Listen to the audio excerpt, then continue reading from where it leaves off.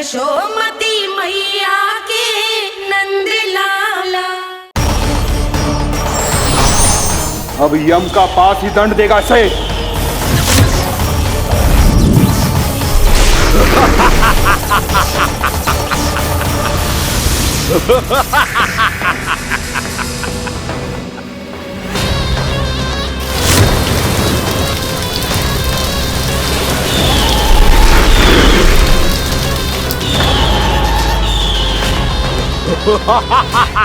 तूने जल की धार को भले ही काट दिया हो दुष्ट, पर हिम में धार नहीं होती।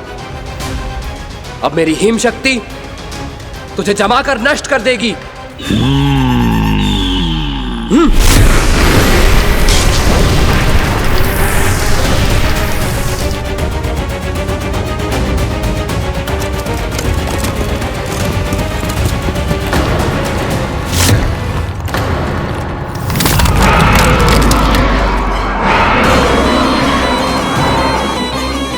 चंद्र, वरुण, यम, अग्नि, इंद्र, तुम में से कोई भी इस योग्य नहीं है कि मुझे पराजित कर पाए और इस विष्णु अवतार की रक्षा कर पाए।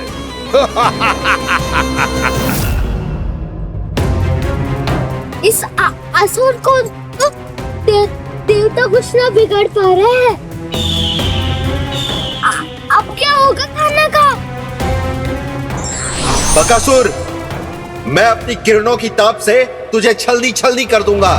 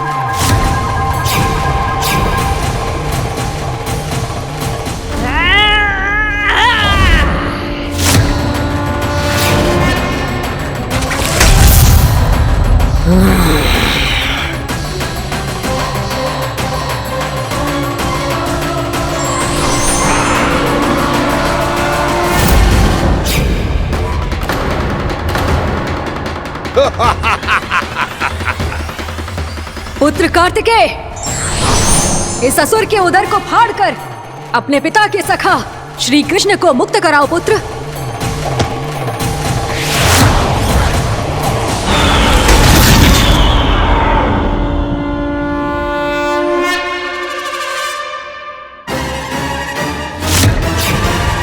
मैंने कहा था, तुम में से कोई भी मेरा बाल भी बांका नहीं कर पाएगा।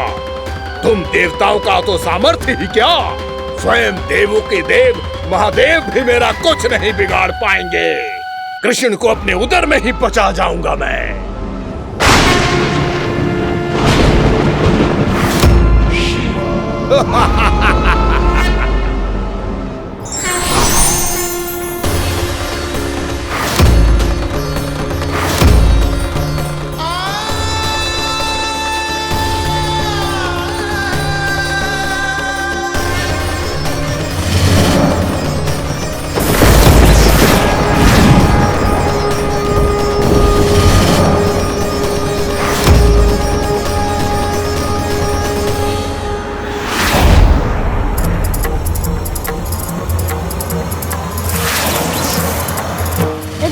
शिव शंकर का त्रिशूल है। एक ही बार में इस असुर का प्राण ले लेगा ये। हाँ, महादेव का त्रिशूल।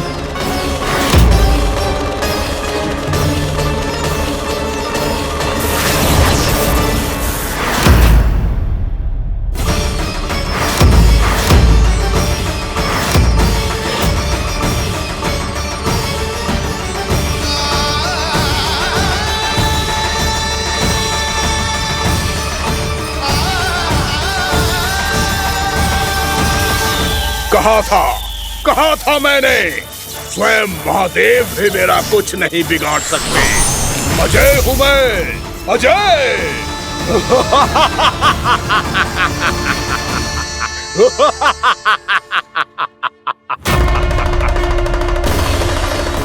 प्रभु, आपके त्रिशूल की महिमा तो अपरंपार है, तो फिर ये ठहर क्यों गया? आपने अपने त्रिशूल को वापस क्यों ले लिया महादेव? इस दुष्ट का संहार क्यों नहीं किया? क्योंकि इसकी मृत्यु मेरे हाथों नहीं, मेरे सखा नारायण के अवतार श्री कृष्ण के हाथों ही होगी, और यही विधि का विधान है। पर पिताजी, श्री कृष्ण तो इस असुर के उदर में फंसे हुए हैं, हम उन्हें मुक्त कैसे कराएंगे? ये उन्हें स्वयं ही मुक्त करेगा पुत्र। श्री कृष्ण अपने अपमान से क्रोधित नहीं होते, पर अपने भक्तों का अपमान वो क्षण भर भी सहन नहीं कर पाते। वकासुर यही भूल कर रहा है, हम सबका निरंतर अपमान करके वो उन्हें क्रोध दिला रहा है। वो ये नहीं जानता कि शीघ्र ही उन्हें अपने उदर में रख पाना उसके लिए असंभव हो जाएगा।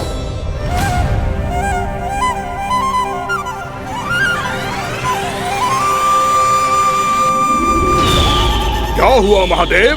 पराजित होकर भी मुस्कुरा रहे हैं। पर अब तो महादेव कहलाने के भी योग्य नहीं रहे आप। असफल देवताओं की इस अयोग्य सेना को लेकर चले जाइए यहाँ से। ना ये मेरा सामना कर सकते हैं और ना ही आप। मेरी शक्ति के सामने आप अक्षम हैं महादेव।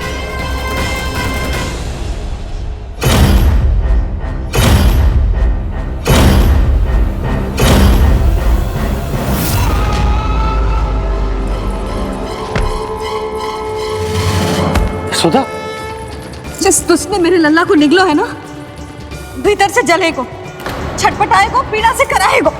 जिस दुष्ट ने मेरे लल्ला को निगलो है ना, भीतर से जलेगो, छटपटाएगो, पीड़ा से कराएगो। ये क्या हो रहा है मुझे?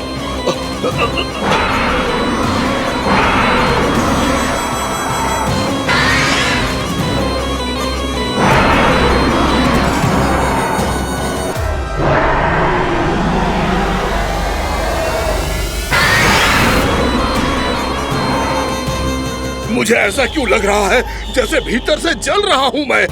ये क्या हो रहा है मुझे?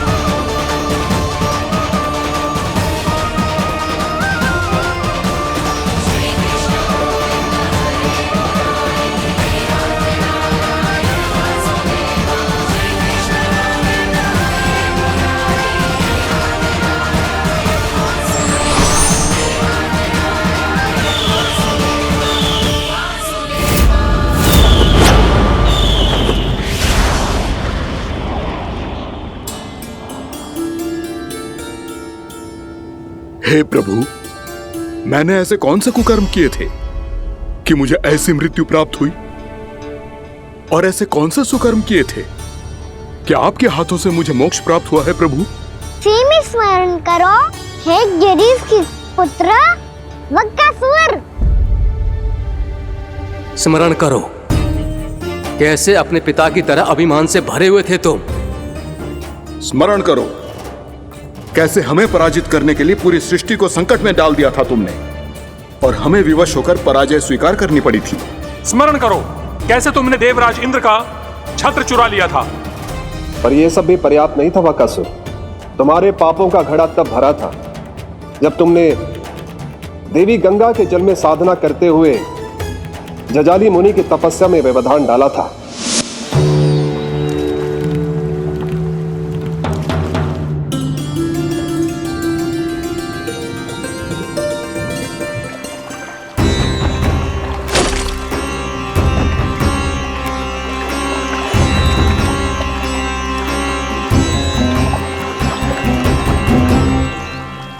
रुक क्यों गए चालक?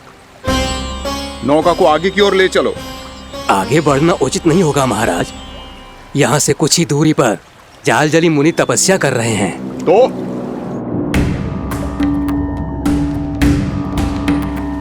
मेरे मत्स्य आखेट के क्षेत्र में इसने तपस्या करने की भूल की है।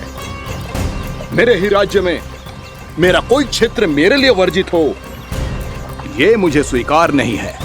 आपने पर्याप्त मत्स्य आखेट कर लिया है महाराज।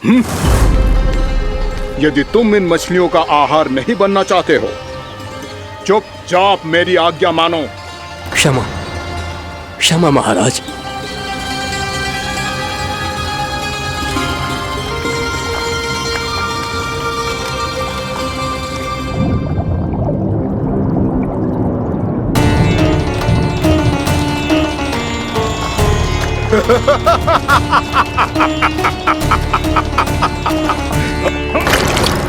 मुनिवर रक्षा कीजिए, रक्षा कीजिए मुनिवर, हमारे प्राण बचाइए मुनिवर, मुनिवर हमारे प्राण बचाइए।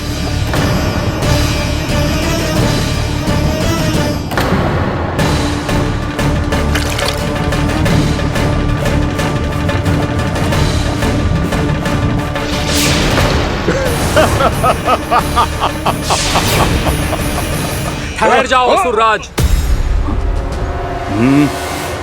इन मछलियों को हानि ना पहुंचाओ। क्यों मुनि? अब मछलियां पकड़ने के लिए मुझे तुमसे आज्ञा लेनी पड़ेगी। तुमने तपस्या करने से पहले किससे आज्ञा ली थी? मां गंगा से, इस जल में रहने वाली सभी मछलियों से।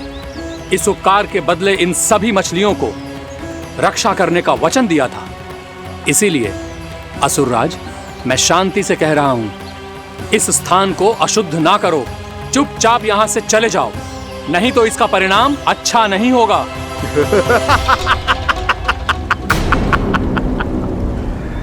तुम जिन देवताओं की तपस्या कर रहे हो ना मुनि, उन्होंने भी मेरा कुछ नहीं बिगाड़ पाया था, और तुम मुझे धमकी देने का दुस्साहस कर रहे हो।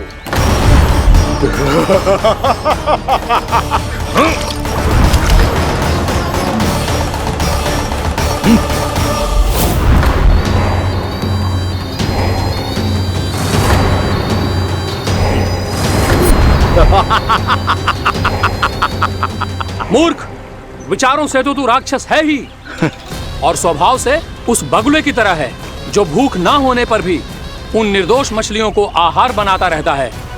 इसलिए अभी इसी क्षण से तू बगुला का जीवन जिएगा। ये मेरा श्राप है, ये मेरा श्राप है।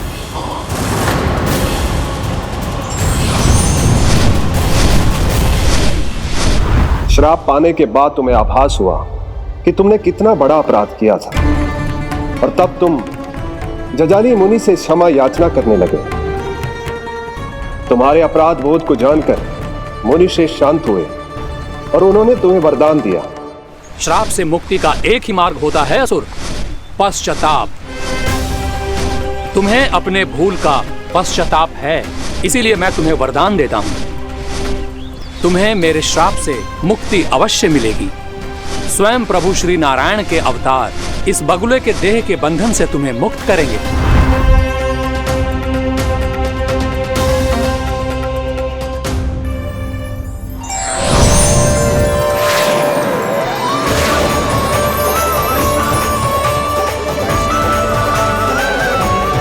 प्रणाम स्वीकार करें प्रभु।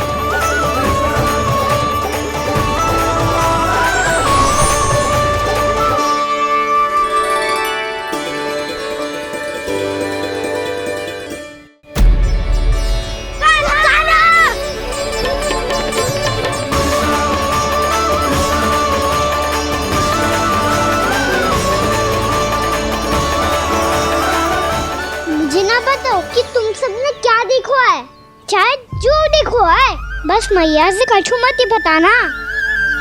कान्हा!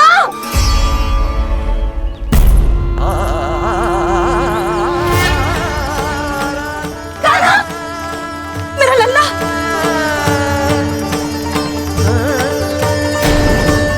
भानु बता रहा था तुझे कोई असुर पंछी निकल गया था। हाँ?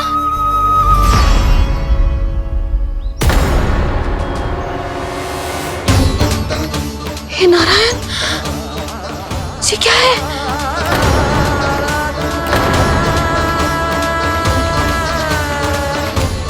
ये सब कैसे हुआ लल्ला? हाँ? कोई बताएगा मुझे ये क्या है?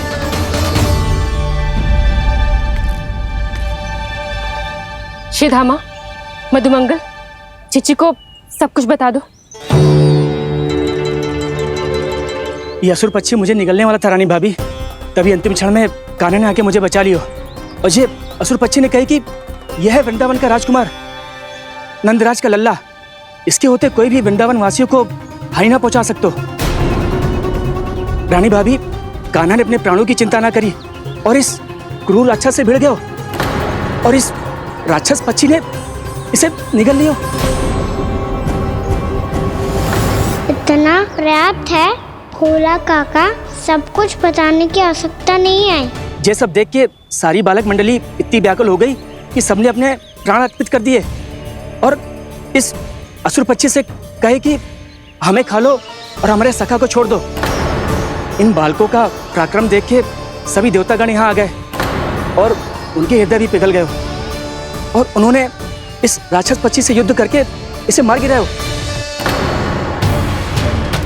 देवताओं के राजा इंद्र के वज्र का प्रहार तो मैंने अपनी आंखों से देखा है ताई जी। और फिर उसके बाद अग्निदेव ने अग्निवस्त्र का प्रहार किया। जय ना काकी, वरुण देव, कार्तिकेय, यमदेव सबने मिलके युद्ध किया इस राक्षस से। कहा था अभी मत बोलना। अरे सब मिलके फंसा दोगे मुझे। जय माँ भद्रकाली, हमारे शिव शंकर भी आए थे छोटी माँ। जाओ आप भी।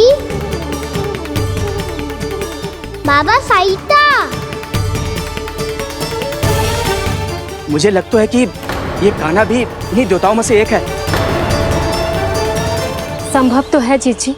स्मरण है, पूतना और तृणावर्त के आक्रमण के समय भी ऐसा ही हुआ था।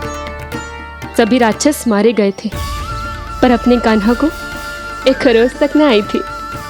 हाँ जीजी, मुझे लगता था कि श्री नारायण की विशेष कृपा है हमारे कान्हा पे, पर अब तो देख के लग रहा है कि हमारा कान्हा ही स्वयं श्री नारायण है। या फिर उनका अवतार है ये। अरे बस करो तुम सब, ऐसा कछु ना है। अरे जितनी बात सुनी है उससे तो यही लग रहा है कि कान्हा देवताओं और असुरों की युद्ध के बीच में फंस गया था। उसका इस सब से कोई लेना देना ना है।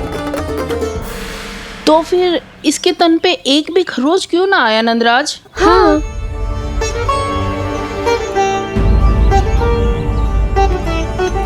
है काकी, खरच तो है। दिखा लल्ला। भैया बात पीड़ा आ रही है, कुछ करो ना। चिकोपिया भी ना अति करती है। श्री नारायण का अवतार हो तो इतनी तनिक सी खरोच पे ऐसे रो तो क्या? बस बहुत होगा। अब तो तुम सबने सीमा ही पार कर दी है। कभी से श्री नारायण बुलाते हो, कभी श्री नारायण का अवतार। तनिक कछु हो ना जाता है कि तुम सब कहानियां बुनने लगती हो। जे बस साधारण सा बालक है, मेरा लल्ला है जे भगवान मती बनाओ।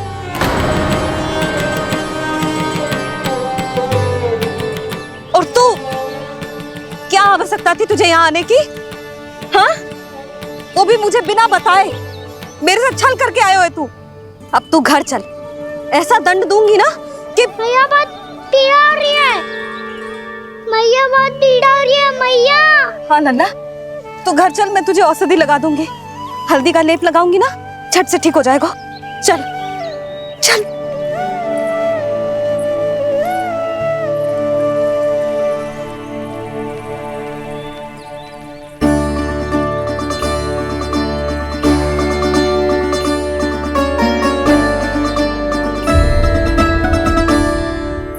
बस लल्ला बस, रो मत। चल चल चल, आजा। अभी औषधि लगाऊंगी ना, तेरी सारी पीड़ा लुप्त हो जाएगी। आजा आजा, बैठ जा लल्ला। अभी आई मैं। हाँ,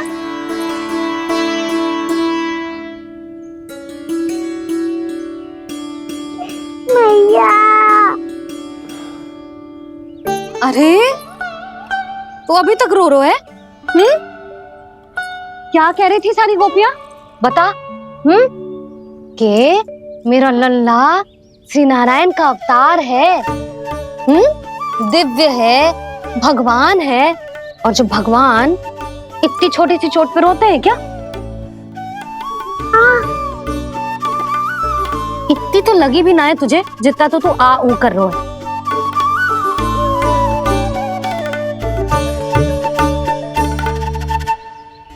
आओ ना, करूंगो। आप ऐसे दुलार थोड़ी करोगी। ओहो, वृंदावन का गौपालक जो इतनी छोटी सी चोट पे रोता है ना? गोप बालकों का मुखिया इतनी छोटी सी चोट पे रोता है? मेरा लल्ला तो सबसे शक्तिशाली है। इतनी छोटी सी चोट तो क्या, बड़े बड़े राक्षसों से भी ना घबराता है। हाँ, एक बार में सबको समाप्त कर देता है कि ना? हाँ मैया, यदि कोई राक्षस वृंदावन की ओर तेरी दृष्टि करके आएगा तो सबसे पहले कान्हा को सुरक्षा में खड़ा पाएगा। फिर चाहे जो बाल बन के आए या बगुला बन के।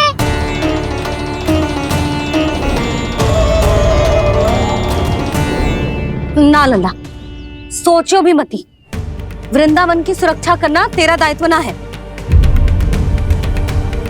तुझे और कोई संकट का सामना करने की आवश्यकता ना है। अभी तो मेरी पीड़िता का हरण कर रही थी, अचानक से क्या हो गया मैया को?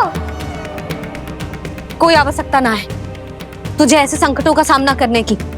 आने दे आज तेरे बाबा को, सीधा सीधा बोल दूंगी। बहुत हो गए उनके तर्क वितर्क। मेरा फूल सा लल्ला वन में अकेले गौचारण के लिए ना जाएगो। आज बगुले ने निकल लियो, कल कछु और हो जाए तो? नारायण ना करे, कहीं कछु ऊंच नीच तुझे कछु हो जाए तो? मैं तो जीते जी मर जाऊंगी।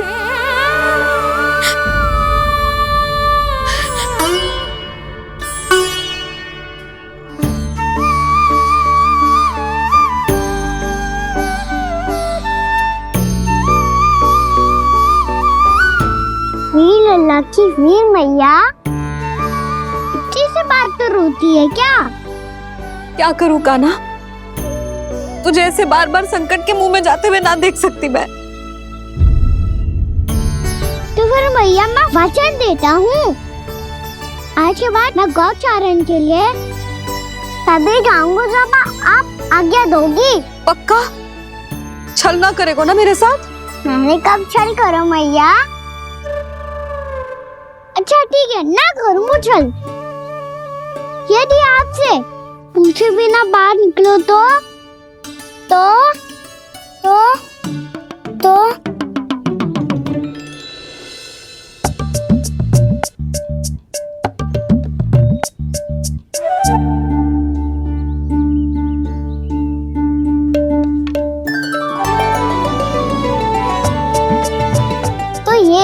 छड़ी और ये रही मेरी पीठ।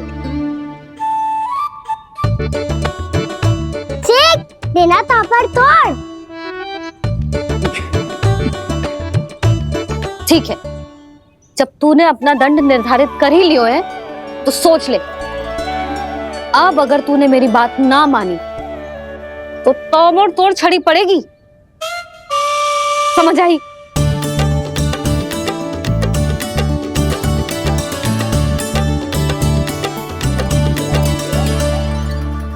अच्छा ही है कि कान्हा कुछ दिन घर ही रहे। आज मन में जो हुआ है अवश्य कंस ने ही करवाए हुए वो सब।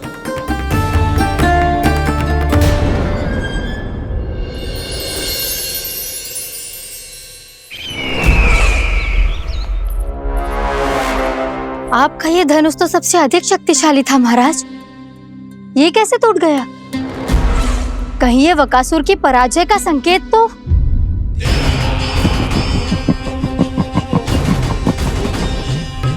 प्राप्ति, लगता है तुम्हें शुभ समाचार मिला नहीं।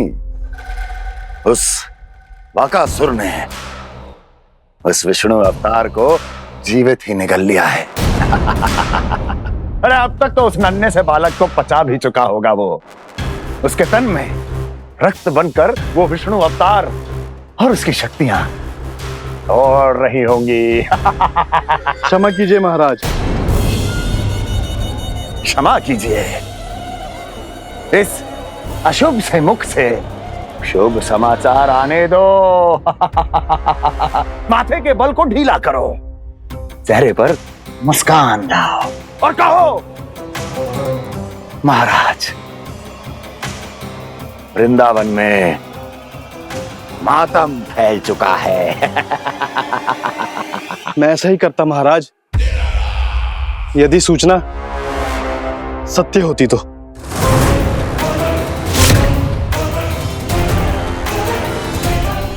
कहना क्या चाहते हो? एक क्षण में सूचना उगलो, अन्यथा मेरा योद्धा बकासुर विष्णु अवतार की तरह तुम्हें भी जीवित निकल जाएगा। आने दो। बकासुर मारा गया महाराज, बकासुर मारा गया महाराज, बकासुर मारा गया महाराज। बकासुर मर चुका है? असंभव। असंभव। बकासुर ने उस बालक को निगल तो लिया था, पर उसकी सुरक्षा करने के लिए सभी देवता वहां प्रकट हो गए, पर फिर भी कोई बकासुर का सामना नहीं कर पाया। और फिर क्या हुआ? वो बालक स्वयं ही बकासुर के उदर से बाहर आ गया और उसकी चोंच तोड़कर उसकी हत्या कर दी।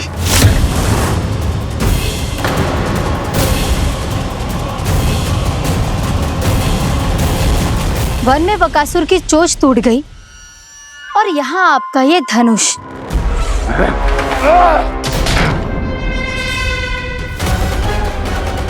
केवल नहीं टूटा तो आपका ये भ्रम महाराज। क्षमा कीजिएगा महाराज, आपका भ्रम टूटना आवश्यक है।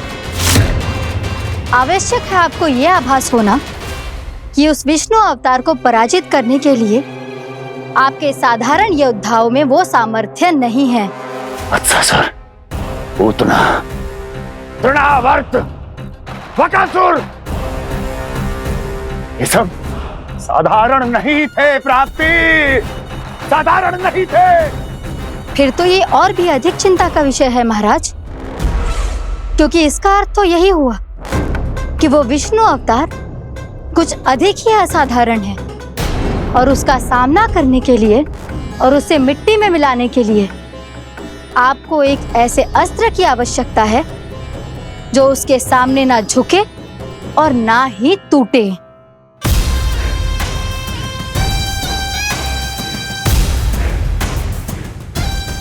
तो फिर मैं ऐसा ही अस्त्र ढूंढूंगा, चाहे आकाश पाताल एक क्यों ना करना पड़े मुझे, 10 दिशाएं 14 भुवन क्यों ना नापने पड़े मुझे।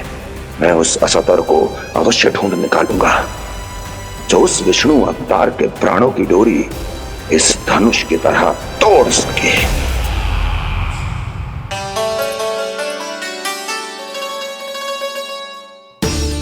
थैंक्स पापा, मैंने मैया को वचन दिया है कि जब तक नहीं चाहेंगी मैं वन नहीं जाऊंगा। इसलिए आप मुझे मारने के लिए कोई शक्तिशाली असुर ढूंढने में व्यस्त रहो। कुछ दिन तब तक मैं व्यस्त रहूंगा अपनी मैया की सेवा करने में।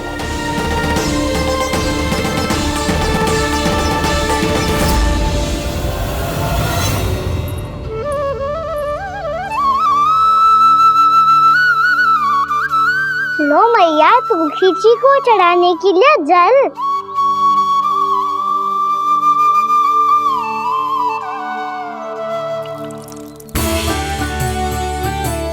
लो मैया, और आटा।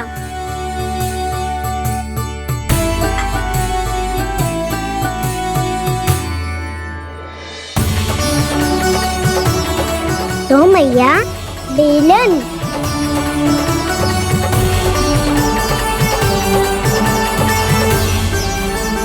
ले तनिक खा ले। ओ मैया, भूख ना लगी है। बिना भूख के खाने से क्या लाभ?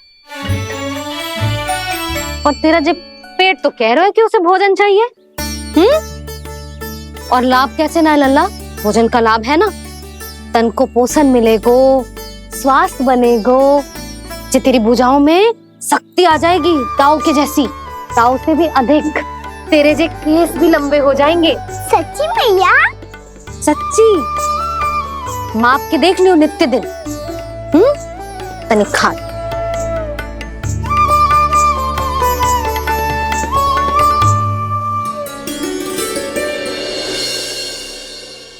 मान के मैया का कहना, छक के भोजन खाते हैं, नित्य मापते भुजा केश, पर ज्यों का त्यों ही पाते हैं।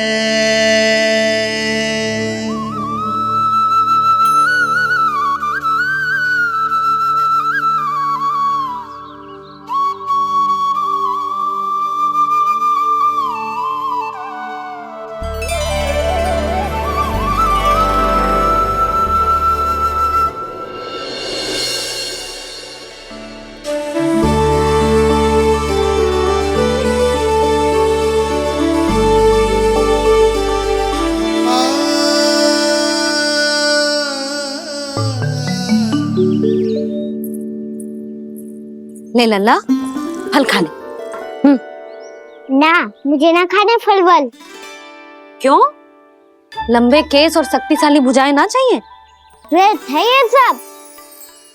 पिछले 10 दिनों से देख रहा हूँ, ना केस लंबे हुए हैं, ना भुजाएं शक्तिशाली बनी है।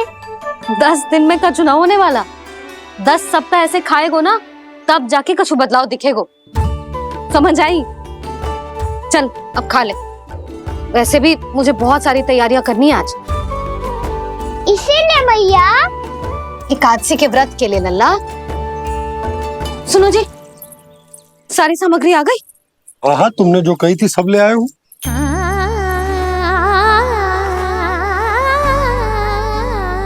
इसमें नारियल तो है ही ना, उसके बिना मैं एकादशी की पूजा कैसे करूंगी? यशोदा, मैंने भोला से कह दिया, वो लेकर आते ही होगा। घबराओ मत। कैसे ना घबराओ जी, आपको पता है ना एकादशी का व्रत मेरे लिए कितना महत्वपूर्ण है। पता है। अरे इसमें तो दिए भी ना है। दिए ना है? अब मैं अभी लेकर आता हूँ। आप रहने दो, मैं ही लेके आती हूँ। भक्त भोला राम के यहाँ से? भक्त भोला राम? मेरा अर्थ है कुमार भोला यहाँ के यहाँ से। हाँ हाँ, वो ही।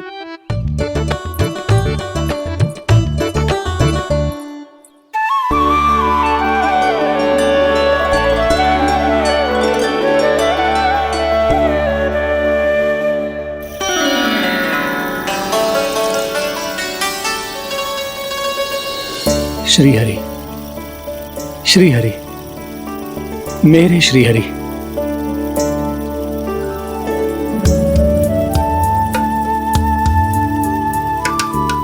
मेरे श्रीहरि। भोला राम, मेरी मटकी तैयार है? मेरे श्रीहरि। मेरे श्रीहरि।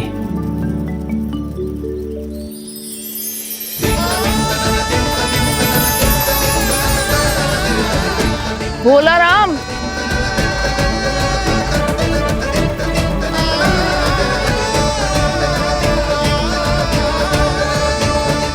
भोला काका, ओ भोला काका।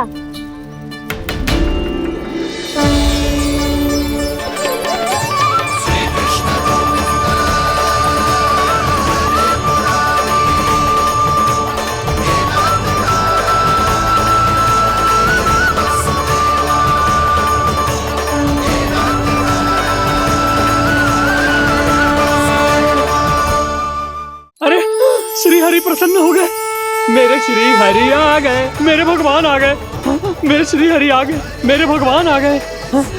मेरे श्री हरि आ गए, मेरे भगवान आ गए। मेरे श्री हरि आ गए, मेरे भगवान आ गए। मेरे भगवान आ गए, मेरे घर मेरे भगवान आ गए।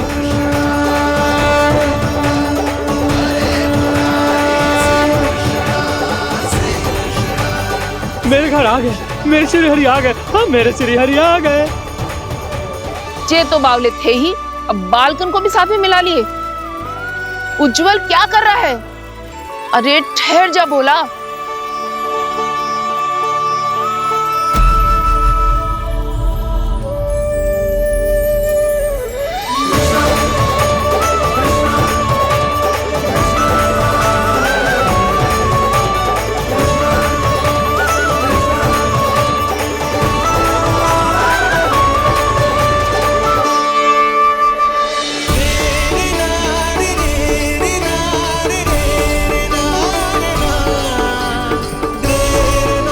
प्रेम से बुलाओ, आएंगे हरी भी।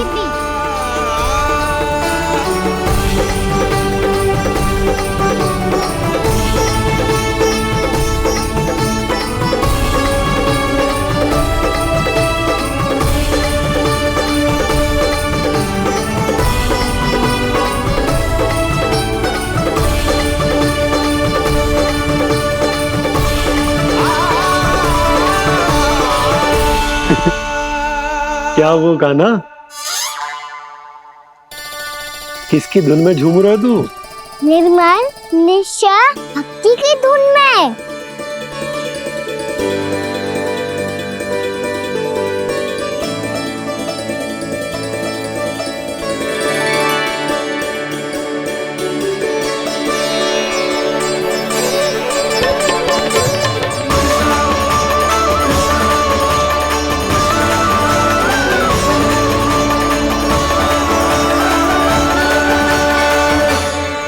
अरे क्या हो गया इन्हें?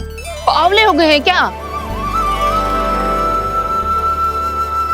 ठहरो, कोई आवश्यकता ना है ऐसे बावलों की तरह नाचने की।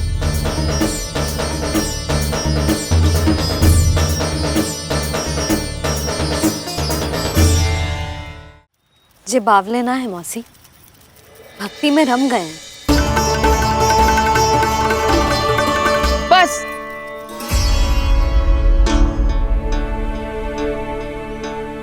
हम सब कब से खड़े हैं यहाँ, पर तुम्हें कुछ ध्यान ही रहा है।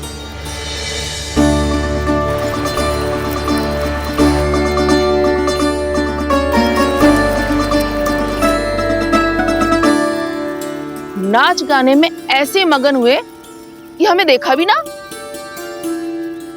मुझे नाचते हुए देख मेरे श्री हरि को इतना आनंद आ रहा था कि मैं अपने आप को रोक नहीं सका।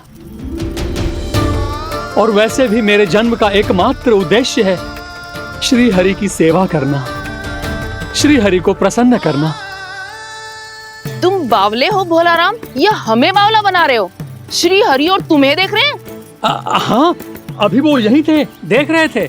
भोला काका, आपने भी ना अति कर दी। अब हमें भी बताओ तनी, कहाँ थे श्री हरि?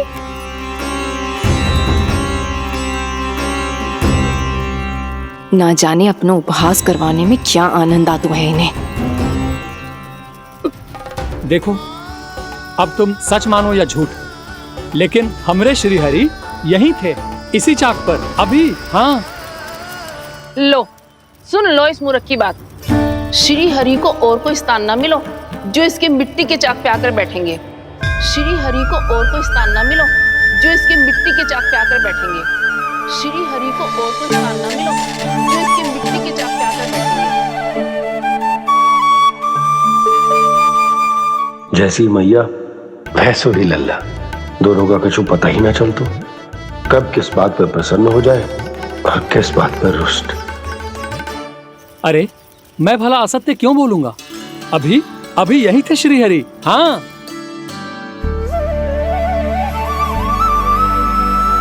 हाँ, जैसे श्री हरि को तो कोई कार्य है ही ना, वो तो आतुर होके बैठे रहते हैं कब तुम हरि हरि बुलाओ और वो दौड़े चले आए। भगवान तो भक्तों के पास आने के लिए सदैव आतुर रहते हैं, बल्कि सत्य तो यह है कि भक्तों के मन में ही निवास करते हैं भगवान। कान्हा के नटखट लीला और मजेदार कारनामे देखने के लिए चैनल को सब्सक्राइब करें और बेल आइकॉन दबाना न भूलें।